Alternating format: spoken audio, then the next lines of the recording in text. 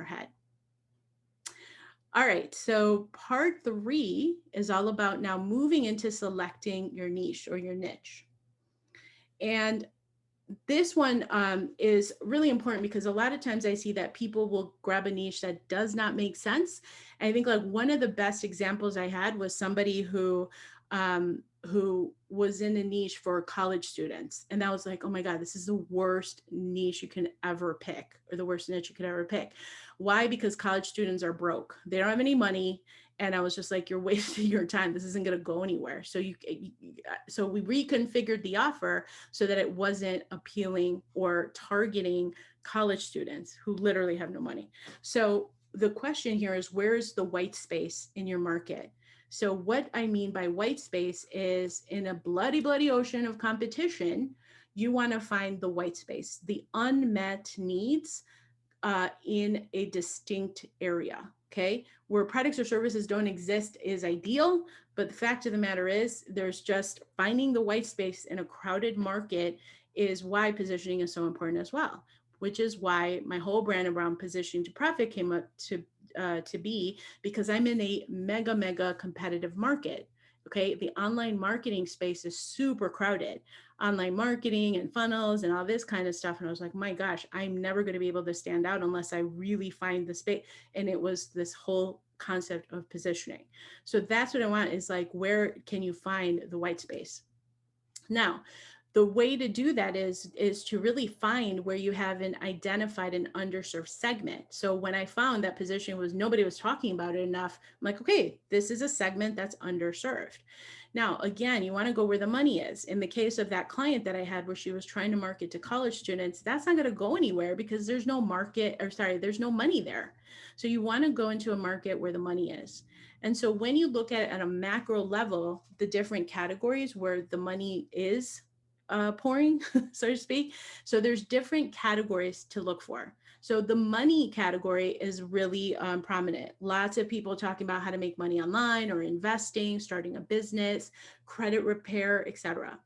Now, the business category as well, lead generation is big. People are always looking for leads, or you can be a sales coach, or profits, like how to calculate profits, and or if it's a brick and mortar, or coaching specifically for business, e-commerce. So these are all segments. Of course, in the internet space, again, going into funnels and traffic and like people who do Facebook ads, YouTube ads, Pinterest ads, all kinds of stuff, social media, blogging, podcasting, all these are spaces where money is being made, is the whole point here.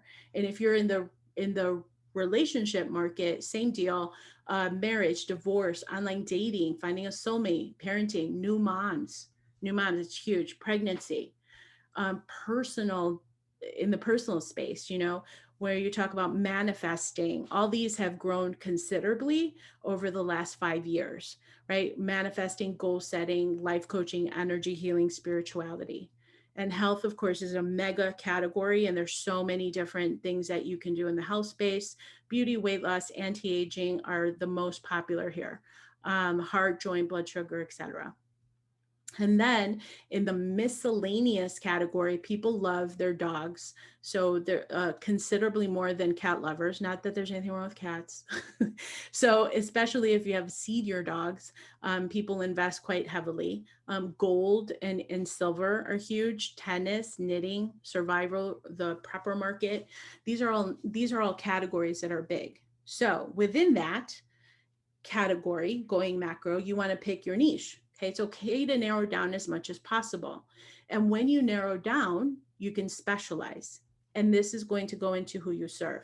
So here it is. When you pick your niche, it's as easy as 1, 2, 3. You're going to select your category, drill down to your specialty, and then pick your niche. And I have some examples here for you. So for example, the category of finance could be the money category or finance. Now drill down, credit repair, and pick your niche. Who specifically is that for? So somebody that would say, I'm a financial advisor specializing in credit repair for divorced females, that is niche. That's super niche down. Like that is something where they're finding their white space. Okay. So you start with category, you go into the specialty, and then you pick the niche, like the who. Another example is health, right? Healthcare is so huge, but it's very, very, very crowded. So just saying that you're a fitness coach is not enough, or a personal trainer, that's not enough. But if you did focus and specialize and drill down and find a niche, this would be really powerful, where you say, I'm a personal trainer specializing in fitness for postmenopausal females. Same thing. It's just niching down and claiming that white space and finding the niche. That's where the power is. And then I have, I think, one more. Yeah. So health niche again, emotional freedom technique. I was watching this and I saw that there's somebody that does weight loss for emotional free using EFT for emotional eaters. I was like, wow. And she's killing it, absolutely killing it, because she's drilled down. She's not just a weight loss coach. She has a specialized technique, right? EFT, and then specifically for emotional eaters. And there's so much power in that. And her pricing is very premium. And she's been able to have, I think she's got more than $1 million business. Really impressive. So the idea here is to keep it simple, right? Keep it simple. Don't overthink this. And again, it's iterative in that testing this out and really figuring out like where's your niche. And again, focusing on those people you do want to work with, that you do like to work with, right? That the client profile that I had as the first part of it is like claiming, who do I want to work with? Like, what are the attributes that they have?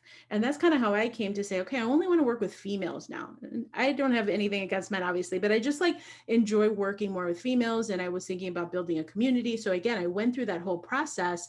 And then I went into the whole thing of like, okay, well, how do I claim a niche here? Right. And this is where you find your white space. And the reason is just really last bit here.